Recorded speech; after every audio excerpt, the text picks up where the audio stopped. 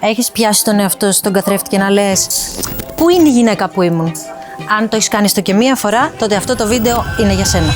Λίγο τα παιδιά που τρέχουν δεξιά-αριστερά, σχολείο, διάβασμα, δραστηριότητες. Λίγο το σπίτι, οι δουλειές, τα πρέπει. Λίγο η καριέρα, να είσαι συνεπής, να προλαβαίνεις deadlines, να είσαι εντάξει σε όλα. Και κάπου εκεί, μέσα σε όλο αυτό το τρέξιμο, αρχίζεις να νιώθεις ότι χάνεις την αίσθηση του ποια πραγματικά είσαι. Νιώθεις ότι η σχέση σου δεν είναι όπως στην αρχή. Η ρουτίνα έχει ρίξει όλα τα επίπεδα. Και εσύ δεν βλέπεις πια στον καθρέφτη εκείνη τη γοητευτική, σίγουρη για τον εαυτό της γυναίκα που ήσουν όταν ξεκίνησες. Όλα αυτά εμείς στο Τρεζολί τα καταλαβαίνουμε. Τα νιώθουμε πραγματικά για σένα. Και είμαστε εδώ για να σου δώσουμε λύσεις. Να σε βοηθήσουμε να βρεις αυτή τη γυναίκα και όχι μια άλλη εκδοχή σου. Αλλά εσένα όπως είσαι σήμερα. Πιο όριμη, πιο γοητευτική, πιο δυνατή από ποτέ. Φτάνει να δώσεις την ευκαιρία στον εαυτό σου να το ανακαλύψεις πραγματικά. Έλα λοιπόν μια βόλτα από το Τρεζολί, εδώ στην Αθήνα. Θα το ανακαλύψουμε μαζί.